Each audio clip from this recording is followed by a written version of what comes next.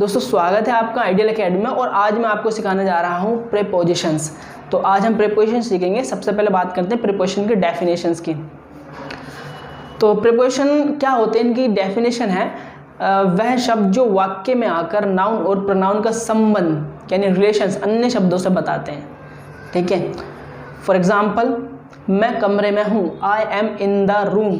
तो मेरा संबंध कमरे से इन ने बताया कि मैं कमरे में हूँ। इन बता रहा है कि हाँ मैं कमरे के अंदर हूँ, यानी ये मेरा जो कनेक्शन है, जो रिश्ता है वो रूम से बता रहा है। ठीक है दोस्तों, अब हम बात करते हैं अपने प्रीपोजिशंस की। पहला प्रीपोजिशन आज हम सीखेंगे इन, आई एन इन। तो इनका जो पहला यूज़ होता है अंदर होने की अवस्था में हम इनका यूज़ करते हैं। जब कोई व्यक्ति, वस्तु, स्थान कुछ भी अंदर हो, ऑलरेडी अंदर है, तो तब हम इनका प्रयोग करते हैं। फॉर एग्जाम्पल, ठीक है, अध्यापक कमरे में है, the teacher is in the room. ठीक है, पानी बोतल में है, the water is in the बोतल।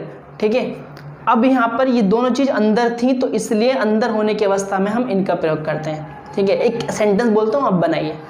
ठीक है, अध्यापक कमरे में आया, अध्यापक कमरे में आया, बनाइए।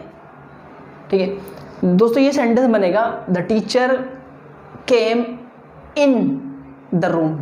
ये गलत होगा अगर हमने इन लगाया तो।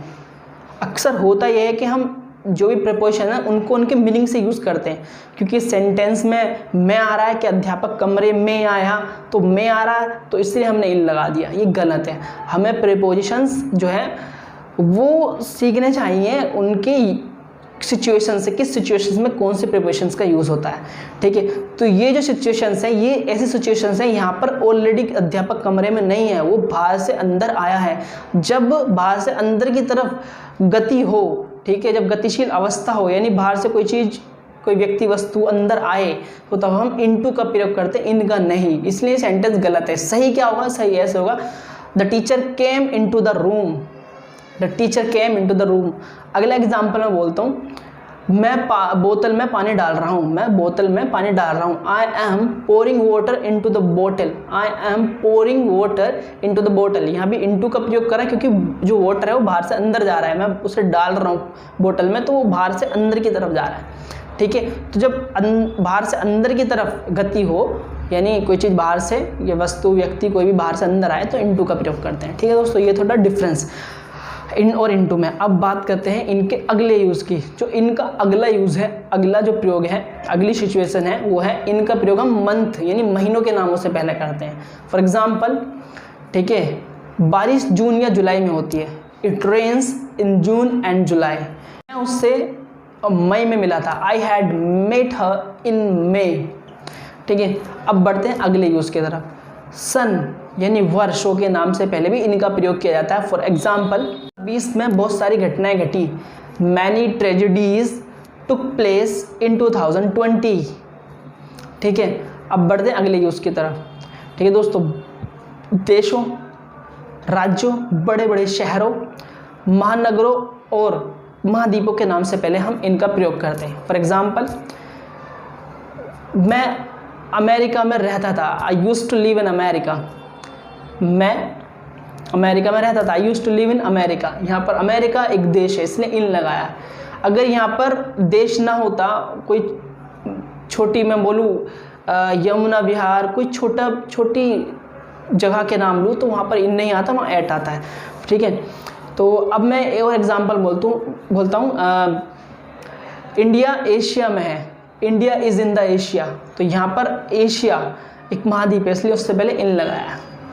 ठीक है, बढ़ते हैं अगले यूज़ की तरफ। दोस्तों अगला यूज़ है इसका सुबह, शाम, दोपहर से पहले इनका प्रयोग होता है। सुबह, शाम, दोपहर। एग्जाम्पल, मैं सुबह जल्दी उठता हूँ, I get up early in the morning. ठीक है, वह दोपहर में सोता है, ही स्लीप्स इन द आफ्टरनून। ठीक है, मैं शाम को चाय पीता हूँ, I take high tea in the evening. ठीक है दोस्तों नाइट से पहले हमेशा एट का प्रयोग होता है, लेकिन एक ऐसी सिचुएशन है जहाँ पर हम इनका प्रयोग भी करते हैं। इन द नाइट वो करते हैं हम जब किसी निश्चित रात की बात करें, जब हम किसी निश्चित रात की बात करें। For example, somebody stole my bike in the night, किसी ने मेरी बाइक चुरा ली रात में, यानी मैं उस रात की बात कर रहा हूँ जिस रात को मेरी बाइक चुरी, एक निश्चित रात हो गई। एक और example, did you hear some noise in the night, क्या तुमने रात को कोई आवाज़ कोई शोर सुना। यहाँ पर मैं उस रात की बात कर रहा हूँ, उस निश्चित रात की जिस रात शोर था, ठीक है। तो इस तरह से इसका यूज़ होता है। अब बढ़ते हैं अगले यूज़ की तरफ। अगला यूज़ होता है इसका, ठीक है, a or an plus car taxi jeep, ठीक है, a an plus car taxi or jeep. Example मैं बोलता हूँ, क्लियर हो जाएगा। एक टैक्सी में कॉलेज जाती है, she goes to college in a taxi, she goes to college in a taxi. अब यहाँ पर बाय टैक्सी लगाएंगे तो गलत होगा, ठीक है दोस्तों। अब बात करते हैं अगले यूज़ की, ऋतुओं से पहले यानी सीजन्स नेम से पहले, जैसे कि स्प्रिंग सीजन, रेनी, समर, विंटर। तो इनसे पहले जो है हम जितने भी हमारे सीज़न होते हैं उनसे पहले हम इनका प्रयोग करते हैं। फॉर एग्ज़ाम्पल, बारिश बरसातों में होती है, it rains in rainy season.